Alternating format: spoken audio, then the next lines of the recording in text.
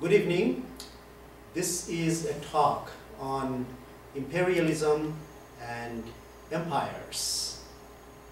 We have heard the word empire quite frequently after 9/11, and many people in the academic community who had hesitated to use that word, especially in the context of the US, started using it, and usually in a sense that they approved. Here I will try to give a deeper theoretical picture of why we should use the word imperialism and not just empire, and what it really means in terms of the world capitalist system.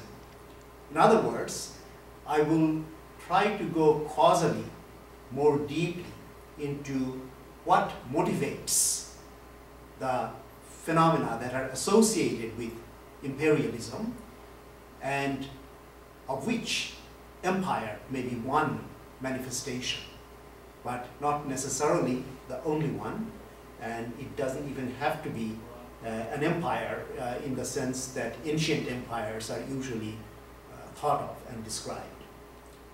Secondly, I will also try to suggest that this view of imperialism that I will present will also be applicable to something we might call ecological imperialism. In this Anthropocene period, most scholars really try to think of global warming and environmental damage, negative externalities, etc., purely in terms of things that may have an industrial logic of some sort, but really are not inevitably and inextricably related to world capitalist system.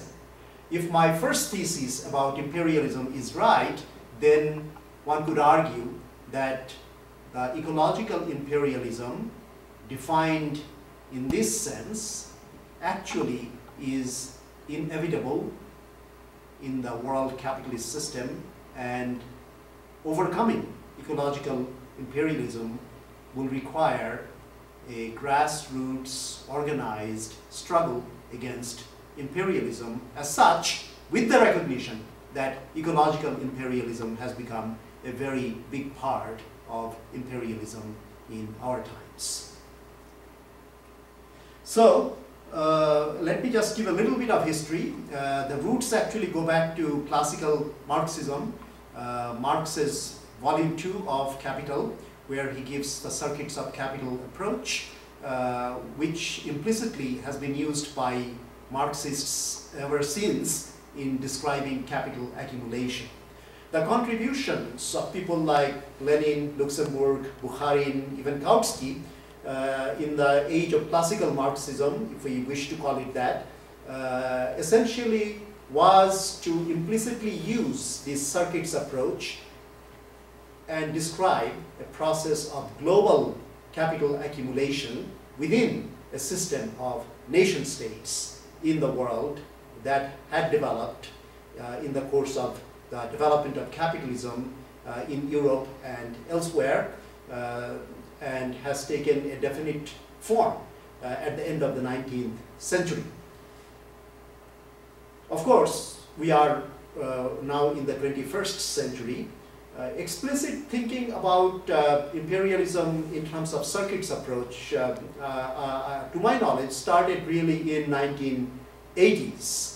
My first paper on this was in 1985, so I worked on this between 1983 and 1985, and that paper was presented in the annual session of the Allied Social Science Association in New York in 1985. I didn't know at that time that David Harvey also in spatial terms had been developing some of these arguments and observations in his own work, and the book that he published later at the beginning of the 21st century, which is called The New Imperialism, uses explicitly a circuits approach in one of the chapters. As I said, it's implicit basically in almost all notable works by Marxists in the area of imperialism. So, without ado, let me launch into the thesis that imperialism really should be viewed as world capitalism and not simply as a kind of set of policies that are largely voluntary, and people who criticize imperialism in this kind of policy picture usually leave open the possibility, in fact, might even insist on the possibility that these policies can be changed fundamentally without changing the nature of the system. And this is something that can be contested. One scholar, one American scholar, has described this in the following way. The presence of self-legitimating ideological boundaries is evident in the discussion about empire. When writing a book about ancient Rome, this scholar discovered that much of the historic literature on empire is rather favorable. Empires have been hailed as grand accomplishments, bringing stability and peace where before there had been only squabbling tribes. We even give empires laudatory peace names such as Pax Romana or Pax Britannica. Empires also are sometimes seen as innocent, unintentional accretions that rise stochastically, that is by chance, without benefit of any kind of conspiratorial planning or even consistent causality. Years ago, we used to hear that the British Empire was put together in a fit of absent-mindedness. This is something that you still hear repeated in some circles, and the economist describing empires wrote, and I quote, "Empires are born in funny ways, and sometimes via the law of unintended consequences by accident." Well, the thesis that I want to argue is precisely that empires are not accidental in the age of global capitalism. There is a firm and definite causal relation between the spread of capitalism, the unevenness of development of capitalism, the division of the world into the more powerful and advanced capitalist states and the less advanced ones. All these lead to imperialism inevitably in a causal sense. And Michael Parenti, the scholar I had been quoting from, also agrees. He says, in fact, empires are not innocent, absent-minded, accidental accretions. They are given purposive direction by rulers who consciously mobilize vast amounts of personnel and materials in order to plunder other lands and peoples. The British, for instance, did not just happen to find themselves in India. They pushed their way in with all deliberate force and rapacious intent. The Americans did not just mistakenly stumble into Iraq because of some misinformation that the Iraqis were linked to Al-Qaeda and possessed weapons of mass destruction.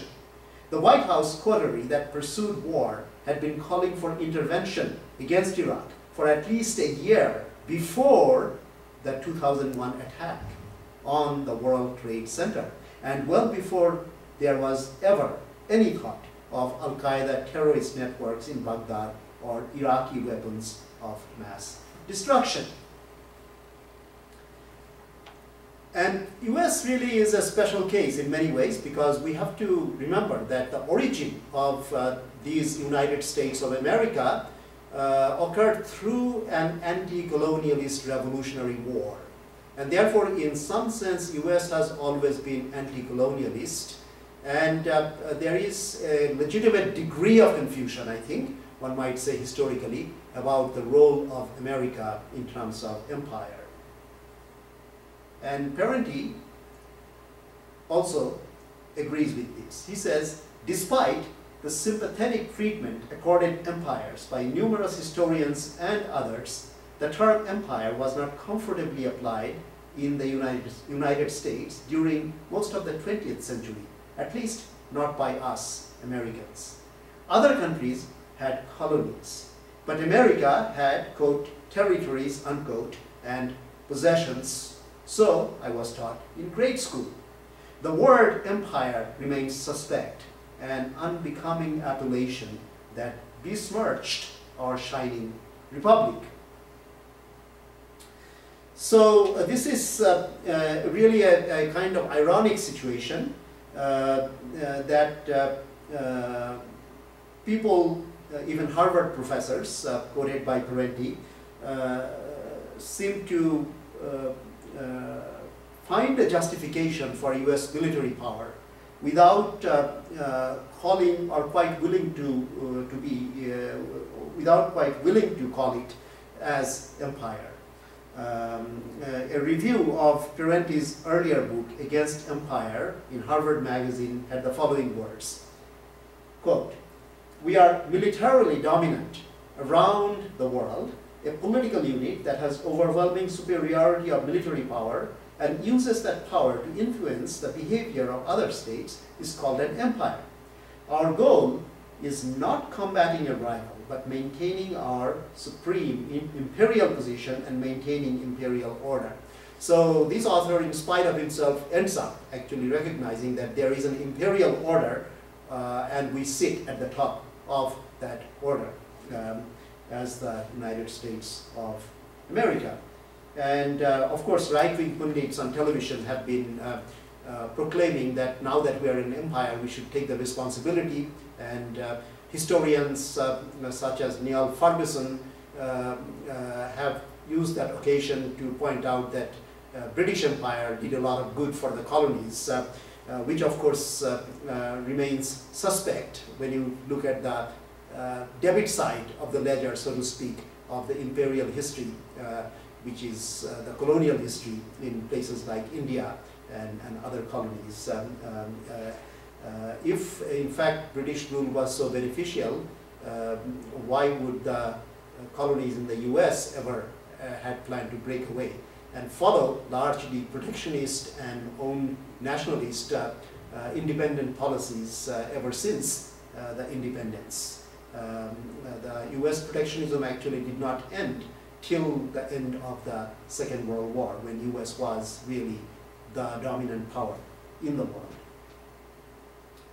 So in this circuit of capital approach, we focus explicitly on the underlying political economic side of imperialism, and that requires us to take a very sober look which lies behind military moves and political moves, etc. So what exactly is the way to conceptualize this? And let's go back then to classical Marxism. First of all, I must state that Marx himself never made a systematic theoretical and empirical analysis of the development of capitalism in the non-capitalist parts of the world in his time. One widely quoted remark found in the preface to the first edition of Capital has been seized by many scholars as Marx's definitive position. Here Marx says, quote, "The country that is more developed industrially only shows to the less developed the image of its own future." Yet, Marx was aware of the complexities of the actual development of capitalism in specific countries.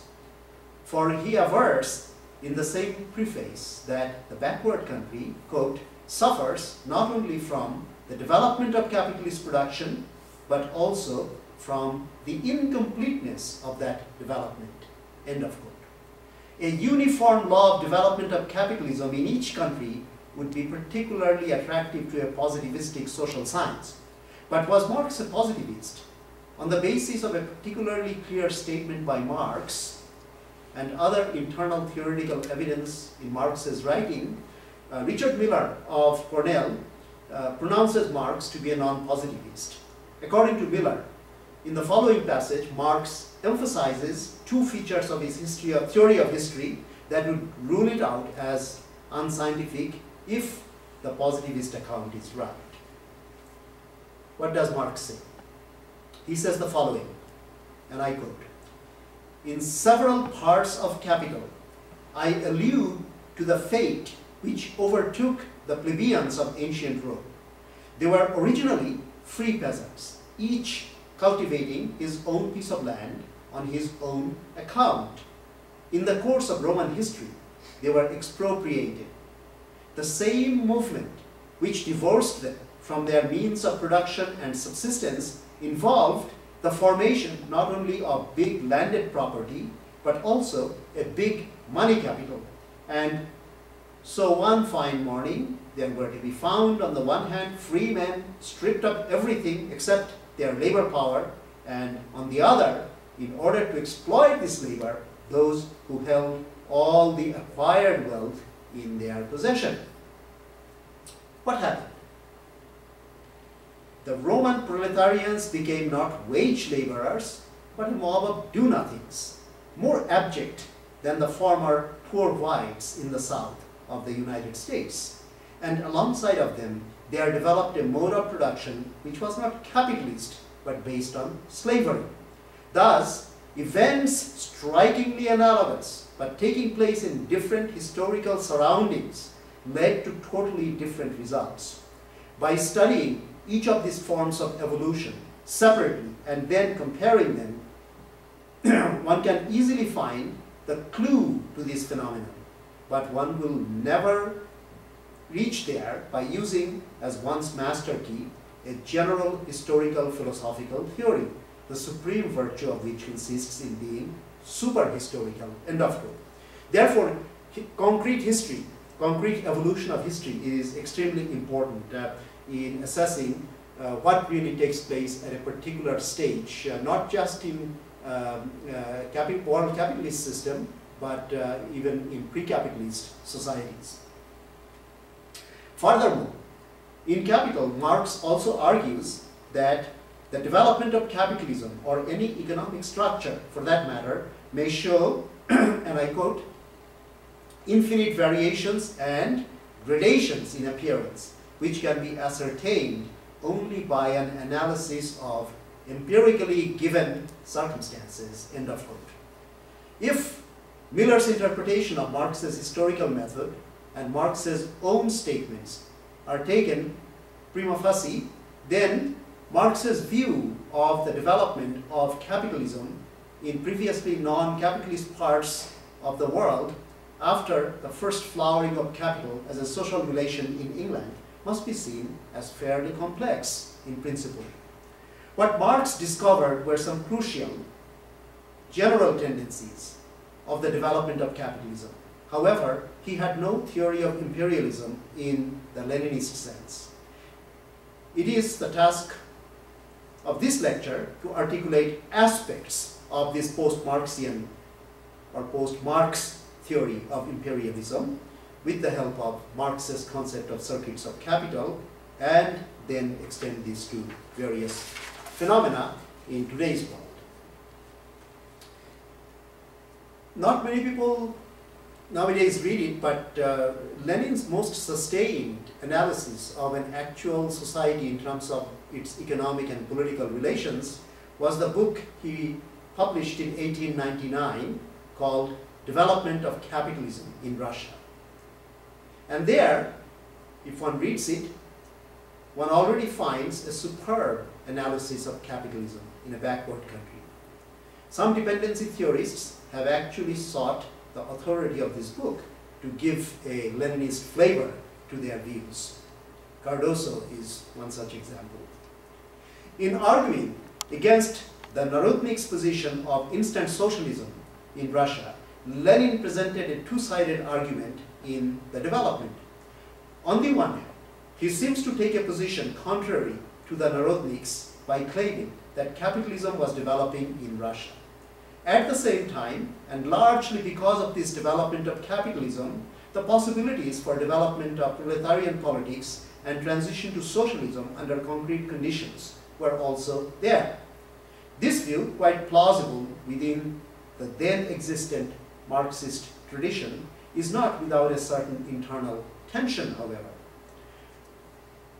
But let's note for the moment the special features of capitalism in Russia, which Lenin had discovered. The data showed the capitalist development of Russia to be real. Nevertheless, the rate of this development was extremely slow and the extent was quite uneven.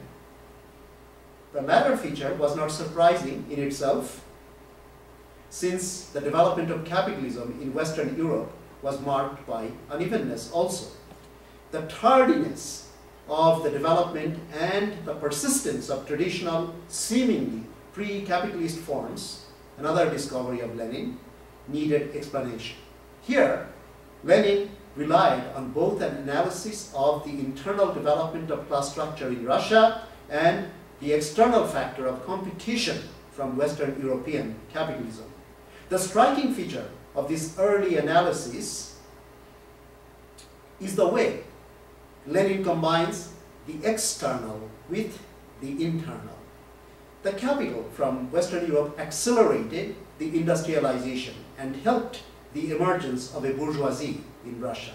At the same time, the weak and dependent nature of the Russian bourgeoisie, partly a result of the domination by foreign capitalists, prevented the development from being rapid and widespread. As Gabriel Palma correctly pointed out, Lenin actually gave a great deal of weight to the survival of traditional structures in Russia in his explanatory scheme.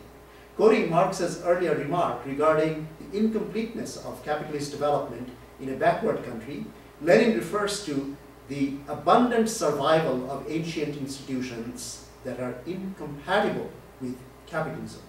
At the same time, Lenin notes the linkages, at least in production, between the factory and the handicraft industry, or more generally, the traditional pre-capitalist and the modern capitalist organizations of production. To summarize, Lenin in 1899 saw the development of capitalism in Russia as a slow motion replay of the development of capitalism in Western Europe. At the same time, there is recognition of a complex interaction between the external and internal factors. The political conclusions drawn by Lenin from the development, as well as his subsequent studies, including the pamphlet Imperialism, are not to be pursued in this lecture, but I would use this to characterize our modern type of imperialism in a short while. But first, let's take a quick look at Lenin's pamphlet Imperialism as the highest stage of capitalism. There, he puts forth the thesis that imperialism is actually a new stage of capitalism, and there is a 5-point characterizing of this new stage. Point 1, the transformation of a primarily competitive capitalism in advanced countries to the development of monopolies with a decisive role to play in economic and political life. Now, Anwar Shaikh of New School correctly points out that Marx's idea of competition is closer to that of rivalry, and Marx also discovered the laws of concentration and centralization of capital. So this tendency of capital to accumulate in ever larger forms of organization is implicit in Marx's analysis. But what is important is the thesis that these large organizations come to play the dominant role in economic and political life in countries that are blessed with advanced capitalism. Point 2, the merger of banking capital with industrial capital and the creation of finance capital. This was actually a finding of Hilferding, who coined the term Finanzkapital or finance capital. Furthermore, this finance capital, as Marx might have put it, is personified in a financial industrial oligarchy. So we certainly can find these oligarchies in every advanced capitalist country in the world today. We don't have to look very far. But today, the financial sector is much more complicated and much more developed, one might say, in evolutionary terms than it was at that time. So it's not just banking capital, but it's also a lot of other types of financial organizations that are very important in the advanced countries. There are exceptions, like Japan and Germany, which, because of historical reasons, created a bank-based system, and that bank-based system still largely survives and plays important role.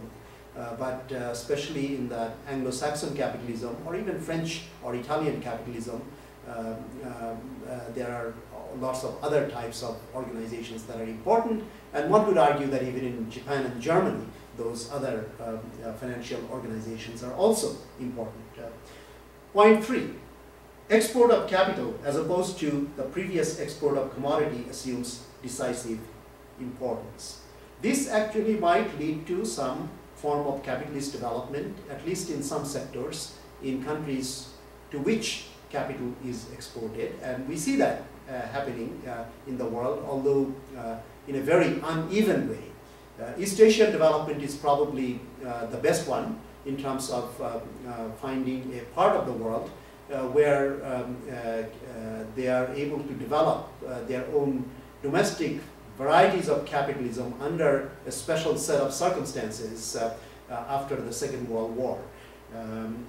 But that's a complicated issue that will take us quite far afield, and therefore I will just mention it and leave it at that. Point 4, international cartels are formed which share the world economy among themselves. Of course, we have both formal cartels and informal kind of cartels. Sometimes business scholars call this global alliances or global strategic alliances, and these are very important formations. One could jump from this, as Kautsky did, and following Kautsky, people like Hard and Negri and others who follow them, they have jumped to the conclusion that the world can be just divided up peacefully. Kautsky called this ultra-imperialism, that imperialism mainly need not be a violent system of conflict among the advanced capitalist countries. But Lenin clearly disagreed with this. So the political lessons that Lenin draws about international cartels or international collaboration or collaboration among capitalists from different nation states across international borders turns out to be very different from the conclusions that Kautsky drew. And Lenin was, as one can imagine, really motivated by his quest for an explanation of the First World War and the betrayal of the cause of the working class by the social democratic parties in Europe, especially the largest social democratic party, the German Social Democratic Party, which, with the exception of a small revolutionary wing led by people like Rosa Luxemburg and Karl Liebknecht, largely capitulated to their own bourgeoisie and supported the war effort, even in very chauvinistic ways.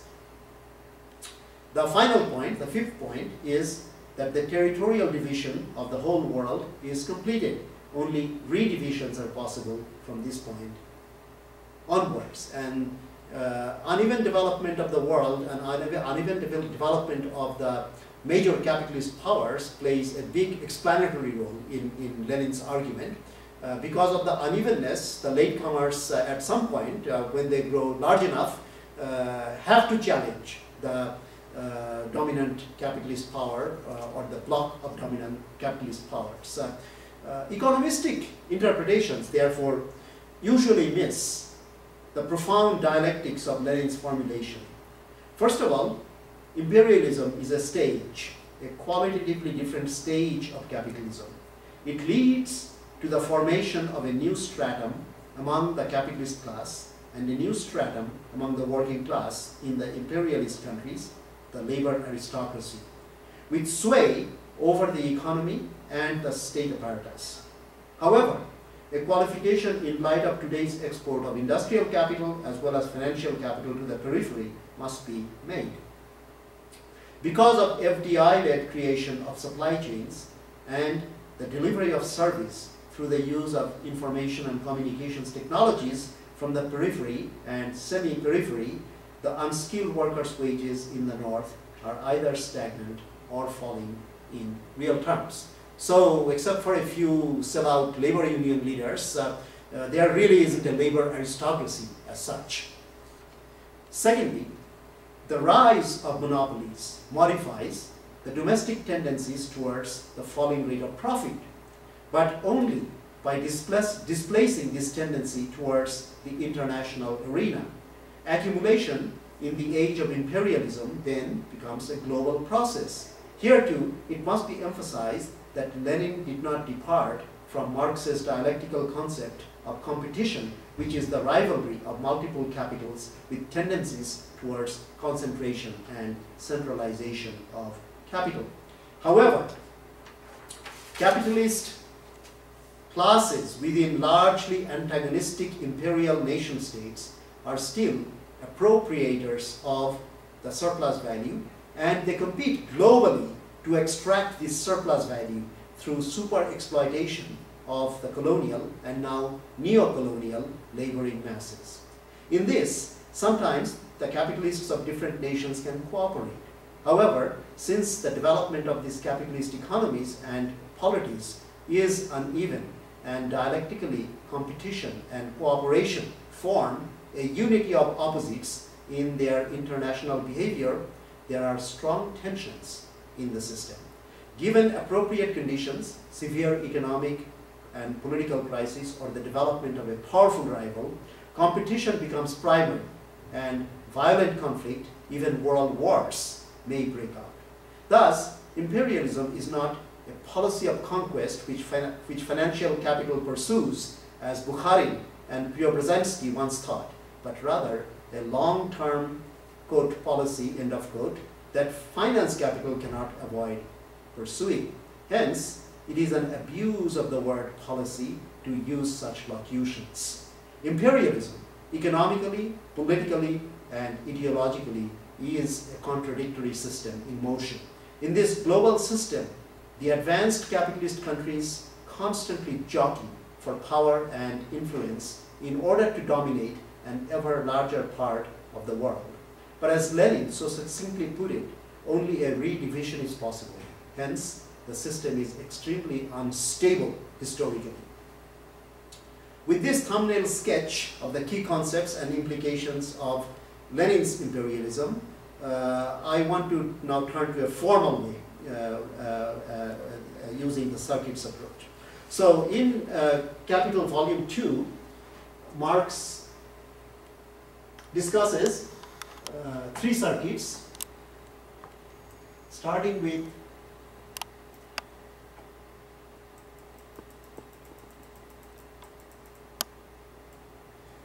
first, the circuit of money capital. So the capitalist system as a whole, of course, is a commodity producing system. Money is very important because it is the general measure of value, of exchange value. So you start with a certain amount of money given by M subscript 1, and then different branches of capitalist production, which also, by the way, develop unevenly. They use means of production and labor power, and we'll come back to this means of production part later. And then over time, production is organized. It takes time to produce things. Therefore, these circuits are actually literally to be thought of circuits existing in real time. Then a different set of commodities will be produced. That's given by C subscript 2. And then they have to be sold. And then you will have an amount of money or total amount of production in society measured by that money, which is M2. And when the economy is growing, M2 must be greater than M1 in real terms. That is the way to talk about economic growth in an exchange value-based capitalist society. But there are breakdown possibilities everywhere in this. First, to organize the production, you have to create markets for means of production and for labor power, and we'll come back to that again. And then to produce, you have to organize workers in factory systems or other kinds of systems, and modern technologies both create possibilities of organizing labor across national borders, but also present problems of various sorts as well. And then finally, selling these commodities would present a problem, and both Malthus and Keynes actually understood this part. So in a sense, Malthus was the first political economist who realized the question of aggregate demand, and Keynes justly gives him credit in his book as a pioneer in this thinking. But he ignores Marx, but this circuit makes it clear that the Keynesian economics is actually at the end of this circuit, this money circuit. Productive capital is when we start with the production process and go forward and end up with another production process. So this is the way capitalism becomes diverse as it grows. And finally, we have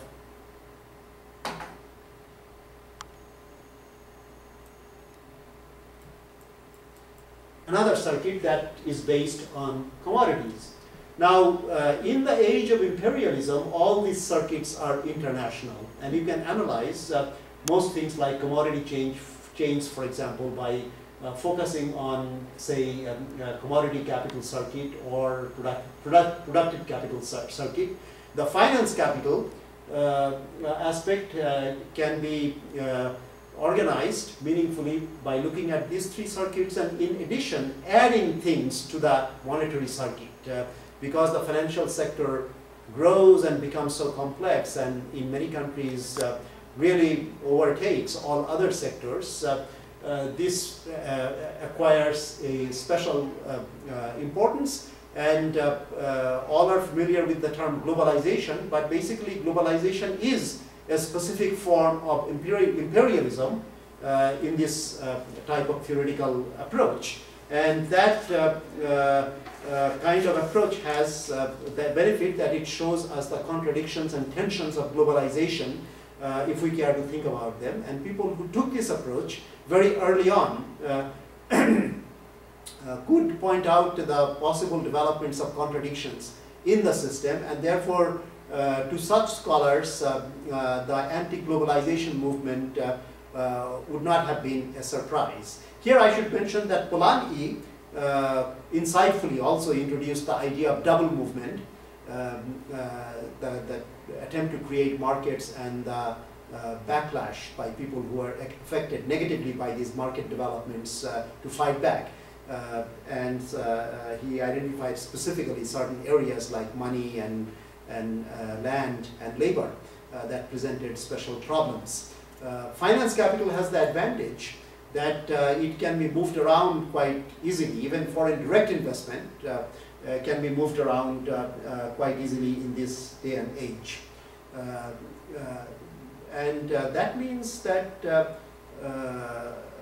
there are vulnerabilities on the dominated side that are much greater than on the dominant side, except when two things happen. One is that competition among the rivals, these rival nation states, grows so intense that they cannot really cooperate and cannot any longer exploit the dominated countries together. So it's a good question whether institutions like IMF and World Trade Organization and World Bank, some branches of the United Nations, and other specific international organizations set up basically to serve global capitalism and its dominant partners. You can basically talk about the G7, but probably even there, only a few are dominant. In any case, these modes of cooperation that exist today are not eternal and might break down if the stresses of competition among these rivals become primary and dominant factor in world economy and world politics. This is precisely what happened during the 1930s in much of the world. The second factor is the organized resistance from below. We always have sporadic and somewhat spontaneous resistances, but there are times when working people learn that, usually through bitter experiences, they learn that they have to act together. They have to form agendas that make sense, even as reform agendas. And some of them, of course, think beyond the reform agendas and want to go beyond capitalism.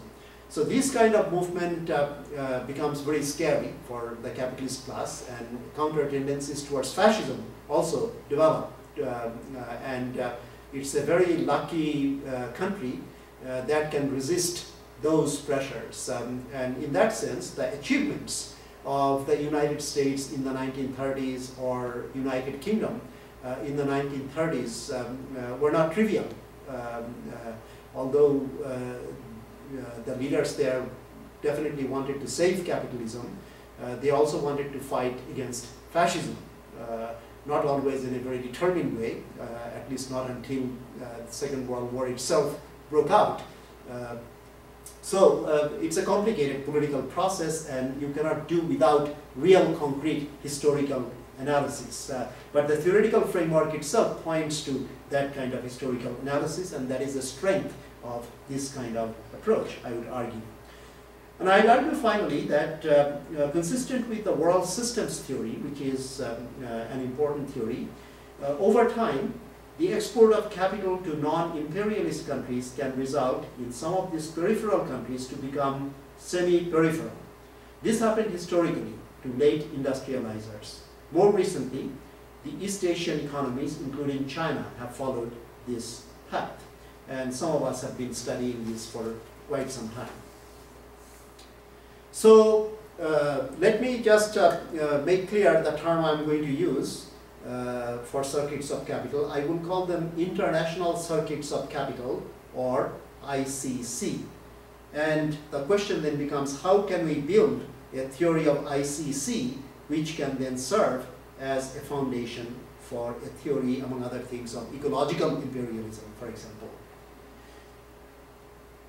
When we think about it, we notice that all the export of capital, even when it is in the form of means of production, has to be in the form of some form of money capital, broadening money to include a lot of finance. This is true because the receiving country must either have credit or pay for the capital received out of its own foreign currency reserves. In the first case, the credit advanced will ensure a flow of foreign exchange to the receiving country, which will promptly reverse the flow by its obligation to pay for the purchase. So money capital is advanced, even though it is borrowed, by the receiving country through its credit. In the second case, money capital is advanced directly by the receiving country. It is important to note that without the receipt of the money capital, it would be impossible to begin a genuine regime of capital accumulation. That is to say, when we start with a sum of money capital and then augment it at the end of the cycle. The next step is the use of money capital as productive capital in different parts of the world. Here, within the closed domestic economy model, Marx was careful to point out both the logical and historical importance of this step.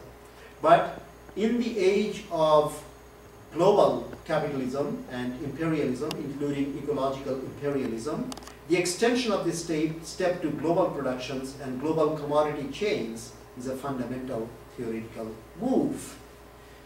And there, the transformation of money capital into productive capital is to be analyzed in all its complexity and all its forms. And one of them is the exploitation of nature, to really make nature into a commodity.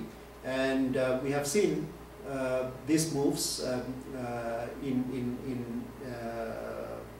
action for the last 150 or more years, but they have especially accelerated with the so-called globalization during the 1980s and from then on.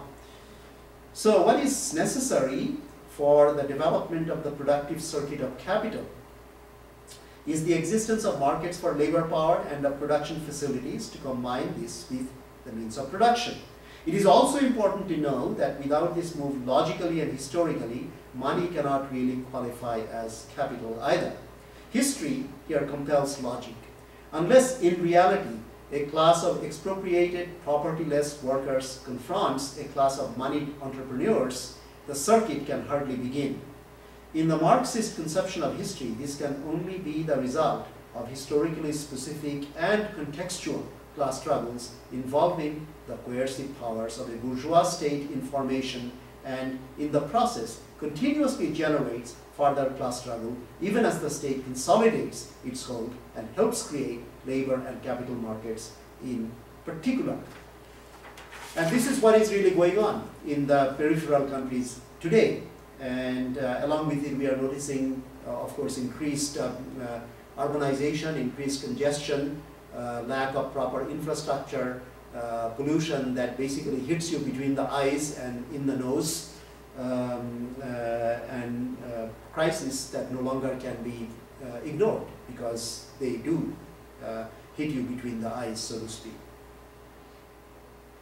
So we have to at least sketch out a kind of complex class relation and position, and simply we can ignore the semi-peripheries for the moment and focus on the imperialist countries and dominated countries. And in a two-country model, just for simplicity, imperialist country will have at least the following differentiations.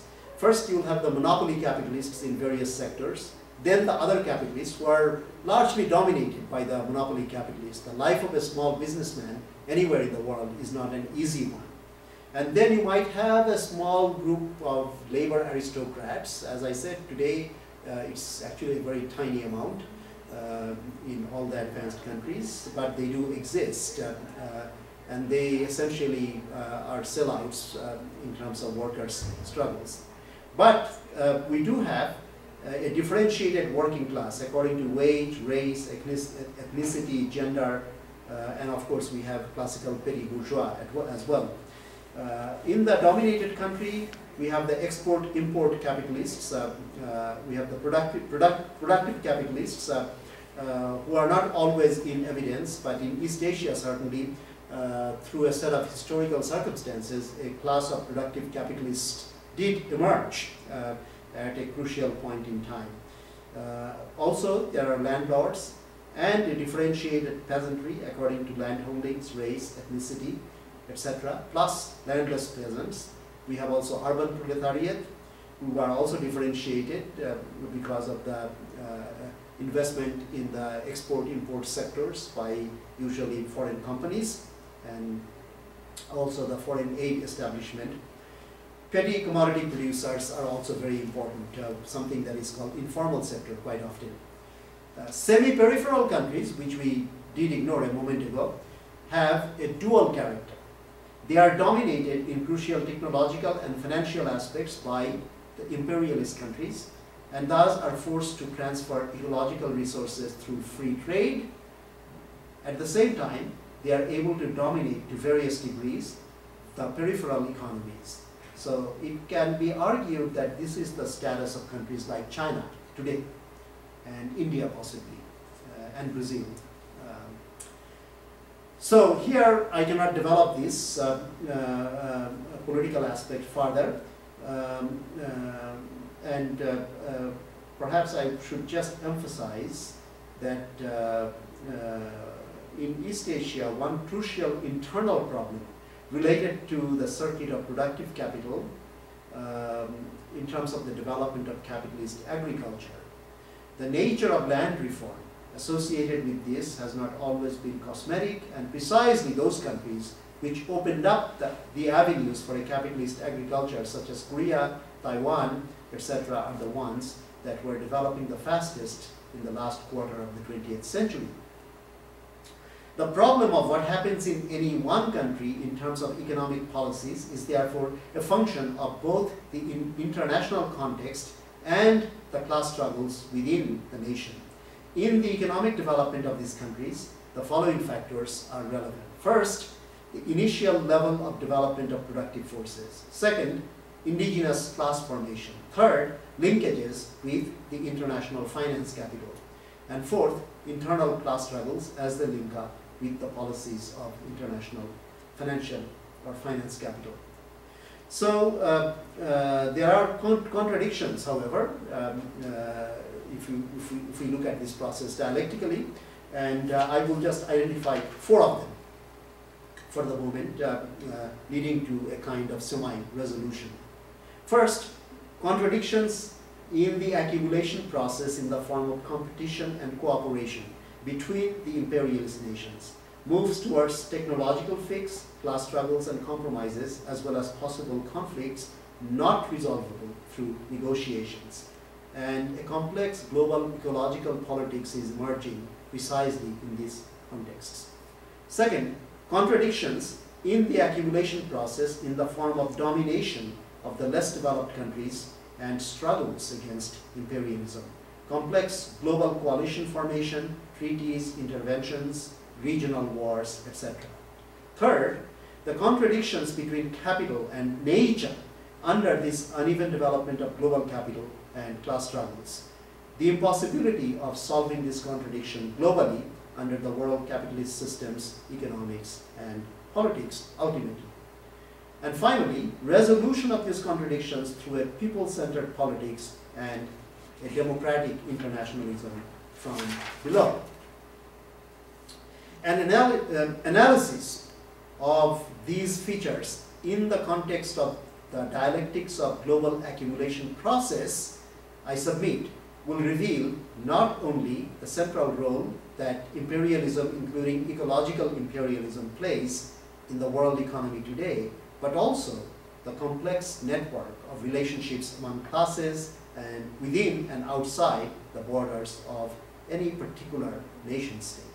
Ultimately, this will help determine the contours of the tumultuous events such as global prosperity or depression, development or underdevelopment, war or peace.